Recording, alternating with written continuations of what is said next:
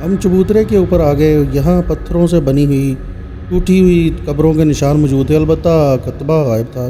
یہ معلوم نہیں تھا کہ یہ قبر کسی انگریز کی ہے یا کوئی راہب تھا یا کوئی فوجی سپاہی تھا۔ نیچے اتر کر میں نے ایک بار پھر شگاف میں جھانک کر قبر کی لاحت کا جائزہ لیا۔ خالد سے نہ رہا گیا، اس نے ایک بار پھر تعجب کا اظہار کرتے ہوئے کہا، کیا تم اس قبر میں ساری رات لیٹے رہو گے؟ میں نے کہا، ہاں، میں ایسا کرنے پر مجبور ہوں دوست۔ خالد بولا، تو پھر بازار سے میں ایک صف لا کر قبر میں بچھا دیتا ہوں۔ اس کی ضرورت نہیں، لیکن خالد نے شام کے وقت قبر کے اندر اپنا بڑا تولیہ بچھا دیا۔ دن کے وقت آسمان پر ہلکے ہلکے بادل چھائے رہے، شام کو بادل گہرے ہو گئے۔ چھتری والی قبر کے بارے میں جو روایت مشہور تھی، اس کے مطابق مجھے رات کے 12 بجے کے بعد قبر میں لیٹنا تھا۔ میں اور خالد رات کے ٹھیک 1:45 بجے ہوٹل میں آ گئے۔ اس وقت بادلوں میں تھوڑی دیر بعد بجلی چمکنے لگی تھی۔ جب ہم اندھیرے میں پرانے قلعے کی فصیل کے قریب آئے تو خالد کہنے لگا، اگر بارش شروع ہو گئی تو تمہارا قبر میں لیٹنا مشکل ہو جائے گا، شگاف میں سے قبر میں پانی آ جائے گا۔ میں نے کہا، اگر ایسی بات ہوئی تو میں واپس آ جاؤں گا۔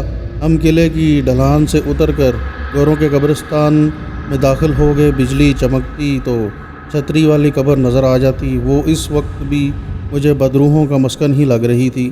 یہی وہ قبر تھی جہاں باقی رات مجھے لیٹ کر گزارنی تھی۔ مجھے اس بات کا شدت سے احساس تھا کہ خلاف اسلام اور خلاف عقل فعل کر رہا ہوں، شرک کر رہا ہوں۔ اپنی بہن کی پراسرار بیماری کے سلسلے میں صرف اللہ تعالیٰ کے حضور شفا کی دعا مانگنی چاہیے تھی، لیکن دنیاوی اور خاص طور پر خون کے رشتوں کی انسانی کمزوری مجھ پر غالب آ گئی تھی۔ میرا ضمیر بھی مجھے شرک کے اس مذموم فعل پر اندر ہی اندر ملامت کر رہا تھا، مگر میں ایک خاص حد سے آگے بڑھی ہوئی ماں باپ اور بہن کی محبت نے میری عقل پر پردہ ڈال دیا تھا، اور میں شرک کے گناہ عظیم کے عذاب سے بے خبر غلط راہ پر آگے ہی آگے چلا جا رہا تھا۔ ہم چھتری والی قبر کے شگاف کے پاس آ کر رک گئے۔ میں نے جھک کر قبر کو دیکھا۔ قبر میں تاریکی چھائی ہوئی تھی۔ بجلی چمکتی تو قبر میں بچھا ہوا تولیہ دکھائی دے دیتا۔ میں نے خالد سے کہا، اب تم بے شک واپس چلے جاؤ اور ہوٹل میں جا کر آرام کرو۔ اگر بارش شروع ہو گئی تو میں بھی واپس آ جاؤں گا۔ میرے دوست کا واپس جانے کو دل نہیں کر رہا تھا، مگر میرے مجبور کرنے پر وہ چلا گیا۔ قبرستان کی تاریکی میں دوسرے ہی لمحے میری آنکھوں سے اوجھل ہو گیا۔ اب میں گوروں کے اس قدیم اور ویران قبرستان کی سرد اندھیری رات میں اکیلا رہ گیا تھا۔ ایک لمحے کے لیے میرے دل میں خیال آیا کہ مجھے بھی ہوٹل واپس چلے جانا چاہیے، لیکن میں واقعی کسی عذاب میں نہ پھنس جاؤں۔ لاہور واپس جا کر مجھے آسمہ بہن کی بیماری کا علاج کرنے کے لیے کسی ڈاکٹر سے مشورہ کر لینا چاہیے، لیکن اس کے ساتھ ہی میرے ذہن پر منفی خیالات غالب آ گئے اور سوچنے لگا کہ اتنے ڈاکٹروں کو دکھا چکا ہوں، کسی کے علاج سے کوئی فائدہ تو ہوا نہیں۔ یہ ایک آخری موقع ہاتھ آیا ہے، اسے بھی آزما لینا چاہیے۔ میں شگاف میں سے رینگ کر قبر میں آ گیا۔ قبر لمبائی میں انسان کے نارمل قد سے مطابقت رکھتی تھی، مگر زیادہ اونچی نہیں تھی۔ میں نے بیٹھنے کی کوشش کی تو میرا سر اوپر چھت سے ٹکرا گیا۔ میں تولیے پر بالکل سیدھا لیٹ گیا اور سردی سے بچنے کے لیے دونوں ہاتھ اپنی گرم جیکٹ کے اندر کر لیے۔ میری نائلون کی جیکٹ کافی گرم تھی، لیکن قبر کی زمین سال ہا سال سے بارشوں سے اتنی نم تھی کہ مجھے قبر میں لیٹتے ہی تھوڑی دیر بعد تولیے میں سے ٹھنڈ چڑھنی شروع ہو گئی۔ میں نے سر پر گرم اونی ٹوپی پہنی ہوئی تھی اور گلے میں گرم مفلر بھی لپیٹا ہوا تھا، اس کے باوجود بھی مجھے سردی لگ رہی تھی۔ میں قبر میں لیٹ گیا تھا اور دل میں فیصلہ کر چکا تھا کہ اگر بارش زیادہ ہو گئی تو میں قبر سے باہر آ جاؤں گا، ورنہ باقی کی ساری رات قبر میں ہی لیٹا رہوں گا اور دیکھوں گا کہ اس قبر کے مردے کی روح یا بدروح ظاہر ہوتی ہے یا نہیں۔ بجلی چمکتی تو قبر کی تاریکی تھوڑی دیر کے لیے چمک اٹھتی اور اس کے بعد اندھیرا اور زیادہ گہرا ہو جاتا۔ میں بالکل خاموش چت لیٹا رہا۔ مجھے اپنے سانس کی آواز سنائی دے رہی تھی۔ کچھ دیر کے بعد بجلی چمکنا بند ہو گئی، بادلوں کی گرج بھی سنائی نہیں دے رہی تھی۔ قبرستان کی رات اس قدر سنسان اور ساکت ہو گئی تھی کہ مجھے خوف محسوس ہونے لگا۔ قبر کی زمین کی ٹھنڈک تولیے میں سے گزر کر میرے جسم کو جیسے سن کر رہی تھی۔ اب بجلی چمکتی تھی، نہ بادل گرجتے تھے، نہ بارش ہوتی تھی۔ ایک رونگٹے کھڑے کر دینے والا ہیبت ناک سناٹا چھا گیا۔ پہلے مجھے اپنے سانس کی آواز سنائی دیتی تھی، اب دل کی دھڑکن بھی سنائی دینے لگی۔ ایک بار تو میں گھبرا کر اٹھنے لگا کہ قبر سے نکل کر بھاگ جاؤں اور ہوٹل کے کمرے میں جا کر لحاف اوپر لے کر سو جاؤں، لیکن کسی طاقت نے نہیں بلکہ میری مجبوری نے مجھے اٹھنے نہ دیا اور قبر میں ہی جکڑے رکھا۔ رات آہستہ آہستہ گزرتی جا رہی تھی۔ پہلے میں ذہن میں اندازہ لگاتا جاتا تھا کہ اب رات کے 12:15 بج چکے ہوں گے، اب 12:30 بج چکے ہوں گے، لیکن کچھ دیر کے بعد وقت کا احساس ختم ہو گیا اور قبر کی فضا نے مجھے اپنے اندر جذب کر لیا۔ قبر جہاں کوئی دن نہیں ہوتا تھا، کوئی رات نہیں ہوتی تھی، کوئی موسم نہیں ہوتا تھا، کوئی وقت نہیں ہوتا تھا، کوئی آواز نہیں آتی تھی، صرف مرگ آلود سکوت ہوتا تھا اور تاریکی ہوتی تھی، ایسی تاریکی جس میں کوئی لہر نہیں ہوتی تھی، کوئی حرکت نہیں ہوتی تھی، ایک ازلی اور ابدی تاریکی ہوتی تھی جو قبر میں آ کر بند ہو جاتی تھی اور وہیں سیاہ پتھروں کی طرح جم جاتی تھی۔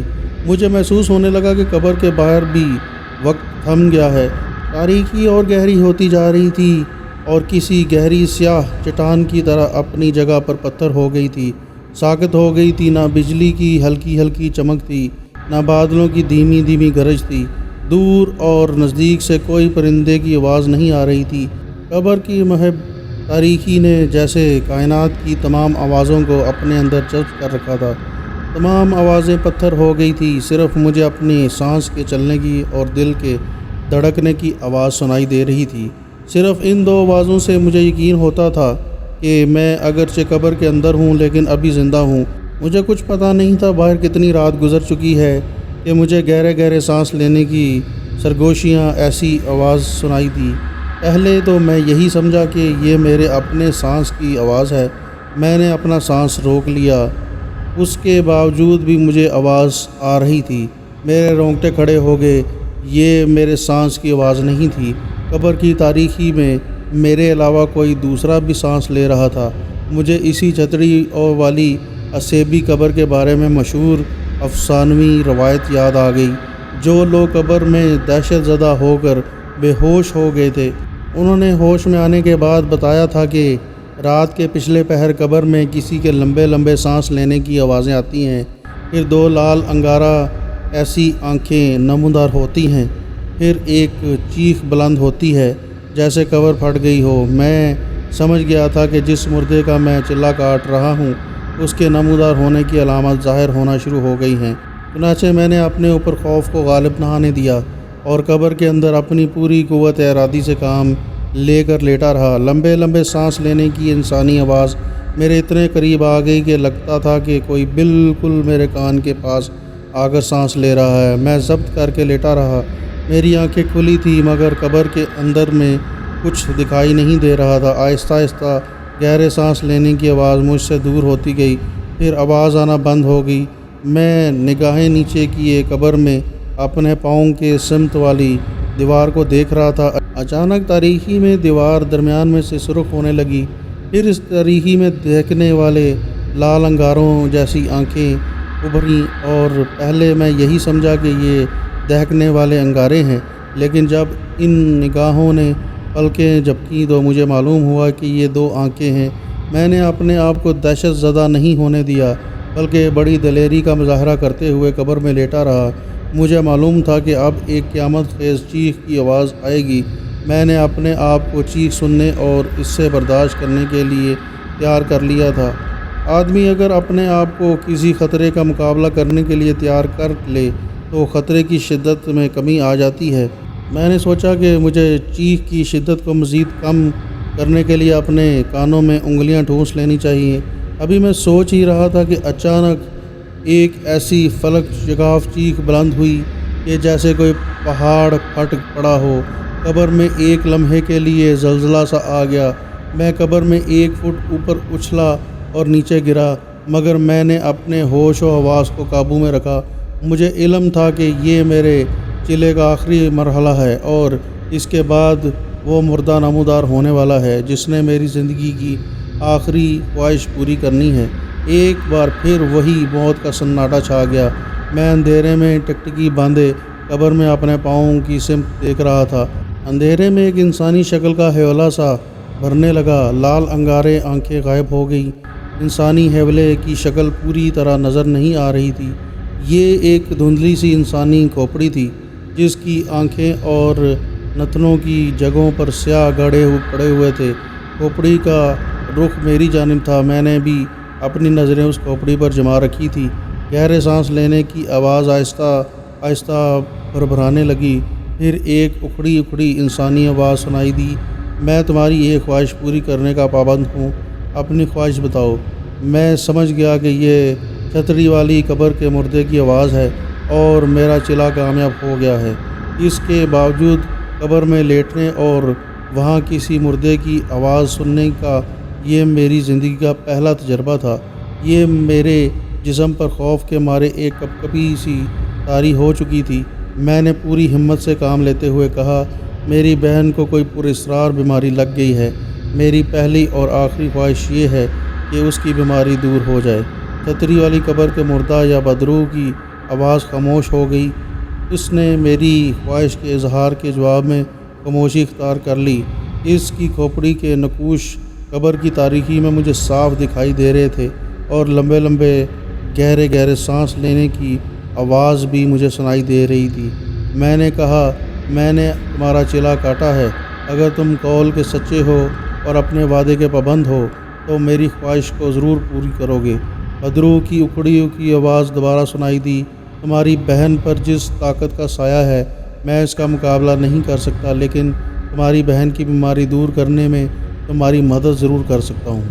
میری بات کو دھیان سے سنو۔ یہاں سے جنوب کی طرف کنڈو نام کا ایک شہر ہے۔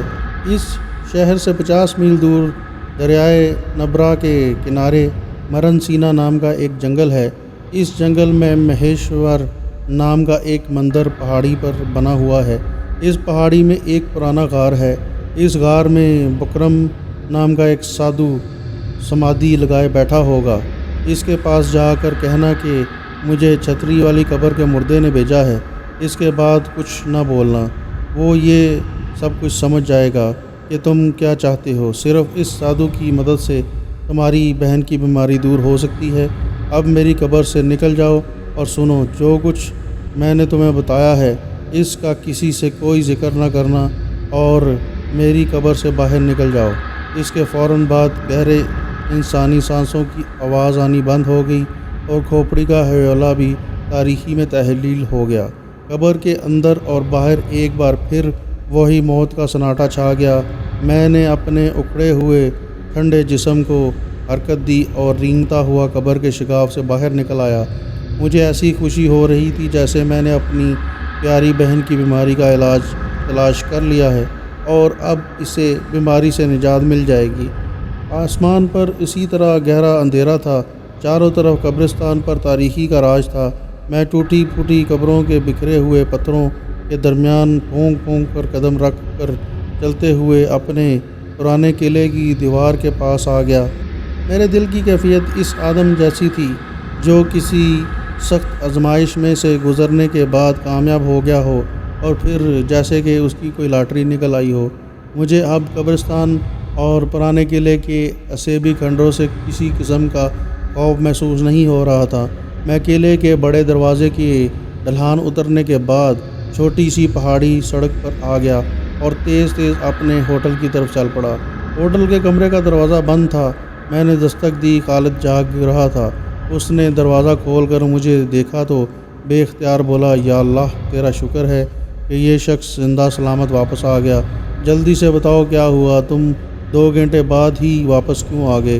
ہوٹل میں آ کر مجھے پتہ چلا کہ میں 2 گھنٹے سے قبر میں لیٹا رہا۔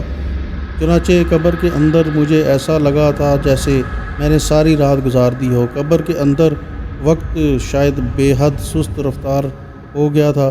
چھتری والے قبر کے مردے نے مجھے ہدایت کی تھی کہ میں یہ راز کسی کو نہ بتاؤں کہ اس نے مجھے کیا کہا ہے۔ میں نے خالد سے کہا، دوست، بات اصل میں یہ ہے کہ میں تم سے کچھ نہیں چھپا سکتا۔ میں قبر میں ڈر گیا تھا اور بھاگ آیا ہوں۔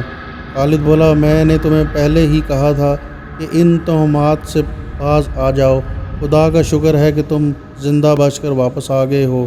میں نے یوں ہی اسے ایک جھوٹی کہانی بنا کر سنا دی اور کہا قبر میں ایک چڑیل آ گئی تھی، اس نے میرا گلا دبانا چاہا، میں چیخ مار کر قبر سے نکل آیا۔ میری توبہ، اب میں کبھی اس قسم کی واہیات خیال دل میں نہیں لاؤں گا اور اپنی بہن کا علاج کسی ڈاکٹر سے ہی کرواؤں گا۔ خالد بڑا خوش ہوا کہ میں سیدھے راہ پر آ گیا ہوں۔ اسے کیا معلوم تھا کہ میں ایک راہ پر چل نکلا ہوں جو سیدھی پاتال کے دوزخ میں جاتی ہے۔ خالد کہنے لگا، ہمارے ایک قریبی رشتہ دار کی فیملی کینیڈا میں آباد ہے، میں کوشش کروں گا کہ آسمہ بہن کو کینیڈا بھجوا دوں۔ یہ بڑی اچھی بات کی ہے تم نے، میں خود اسے لے کر کینیڈا چلا جاؤں گا۔ ہم کچھ دیر باتیں کرتے رہے۔ میں نے تھرمس میں سے گرم چائے نکال کر پی، جس کی وجہ سے میرے جسم میں کافی سردی کم ہو گئی۔ پھر میں لحاف اوڑھ کر سو گیا۔ چھتری والی قبر کے مردے نے جو کچھ مجھے کہا تھا وہ مجھے زبانی یاد تھا۔ مجھے سب سے پہلے لاہور سے کنڈرو شہر جانا تھا، وہاں سے 50 میل دور دریائے نبرا کے کنارے مرن سینا کے جنگل میں پہنچ کر مہیشور نام کی پہاڑی تلاش کرنی تھی، جس کے اندر غار میں سمادھی لگا کر بیٹھے بکرام نام کے سادھو سے ملنا تھا۔ صبح اٹھ کر میں نے یہ ساری بات اپنی ڈائری پر لکھ لی تاکہ میں بھول نہ جاؤں۔ لاہور واپس آ گئے۔ لاہور آنے کے بعد میں نے ریلوے اسٹیشن جا کر انکوائری آفس سے کھنڈرو شہر کے بارے میں پوچھا کہ یہ شہر انڈیا میں کس جگہ پر موجود ہے۔ معلوم ہوا کہ یہ شہر لاہور سے ممبئی جاتے ہوئے بھوپال کے جانب راستے میں آتا ہے۔ یہ داستان جو میں آپ کو سنا رہا ہوں پاکستان کے قیام سے 3-4 سال پہلے کی ہے، اور آدمی جس جگہ چاہے بغیر ویزے کے سفر کر سکتا تھا۔ کسی شہر کا ویزا لینے کی ضرورت نہیں ہوتی تھی۔ ابھی انڈیا میں انگریزوں کی حکومت تھی۔ گھر والوں سے میں نے یہ کہا تھا کہ مجھے کسی نے بتایا ہے کہ دبئی میں ایک پارسی ڈاکٹر ہے جو آسمہ کی بیماری کا علاج کر سکتا ہے، اس لیے میں خود جا کر اس ڈاکٹر سے ملنا چاہتا ہوں تاکہ آسمہ بہن کی بیماری کے بارے میں اس سے تفصیلات سے آگاہ کر سکوں۔ اس کے بعد میں آسمہ کو بھی وہاں بلا لوں گا۔ گھر والوں کو کیا اعتراض ہو سکتا تھا؟ والد صاحب اور والدہ صاحبہ نے مجھے بخوشی اجازت دے دی۔ ہم کوئی اتنے دولت مند بھی نہیں تھے، لیکن روپے پیسے کی کمی نہیں تھی۔ میں کالج سے فارغ ہونے کے بعد خود بھی اکبری منڈی میں والد صاحب کے ساتھ تھوڑا کمیشن کے اوپر کام کرتا تھا۔ کچھ میرے پیسے بینک میں جمع تھے، کچھ پیسے مجھے والد صاحب نے بھی دے دیے۔ انہیں تو یہی معلوم تھا کہ میں دبئی جا رہا ہوں، زیادہ پیسوں کی ضرورت ہوگی۔ اس زمانے میں لوگ سمندری جہازوں میں بصرہ اور دبئی وغیرہ جایا کرتے تھے۔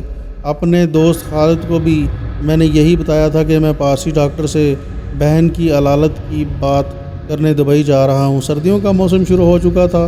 میں ایک بار کلکتے ضرور گیا تھا، دلی بھی دیکھا ہوا تھا، مگر ممبئی کی طرف ابھی تک جانے کا اتفاق نہیں ہوا تھا۔ میں نے اپنے ساتھ کوئی سامان وغیرہ نہیں لیا تھا۔ گھر والوں کو میں نے یہی بتایا تھا کہ دبئی میں اپنے دوست کے یہاں ٹھہروں گا۔ 2 فالتو پتلونیں، ایک گرم جیکٹ وغیرہ چھوٹے سے اٹیچی کیس میں رکھ لی تھی۔ مجھے اپنی جھوٹی کہانی کے مطابق کراچی سے بحری جہاز میں سوار ہونا تھا۔ والد صاحب مجھے گاڑی پر چڑھانے آنے والے تھے۔ میں نے انہیں منع کر دیا کہ آپ کیوں تکلیف کریں گے، میں خود چلا جاؤں گا۔ اس کی وجہ ظاہر تھی کہ میں کراچی والی گاڑی میں نہیں بلکہ ممبئی والی گاڑی میں سفر کرنا چاہتا تھا۔ اس گاڑی کے متعلق میں نے مکمل تفصیلات سے ایک روز پہلے ہی اسٹیشن جا کر معلوم کر لیا تھا۔ یہ گاڑی فرنٹیئر میل کی تھی۔ یہ ٹرین پشاور سے ممبئی تک چلتی تھی، اس لیے اس کا نام فرنٹیئر میل رکھا ہوا تھا۔ یہ لاہور کے اسٹیشن پر رات کے 8 بجے کے قریب پہنچتی تھی اور کچھ دیر رکنے کے بعد ممبئی کی طرف روانہ ہو جاتی تھی۔ میں اکیلا ہی ٹانگے میں بیٹھ کر اسٹیشن آ گیا۔ یہاں بکنگ آفس سے میں نے لاہور سے کھنڈرو تک کا انٹر کلاس کا ٹکٹ لے لیا۔ فرنٹیئر میل 3rd کلاس نہیں ہوتی تھی، 1st کلاس، 2nd کلاس اور انٹر کلاس کے ڈبے ہوتے تھے۔ میں فرنٹیئر میل کے انٹر کلاس کے ایک ڈبے میں مسافروں کے درمیان چھپ کر بیٹھ گیا، اس خیال سے کہ کوئی دیکھ نہ لے کہ میں کراچی جانے والی گاڑی کی بجائے ممبئی جانے والی گاڑی میں سوار ہوا تھا۔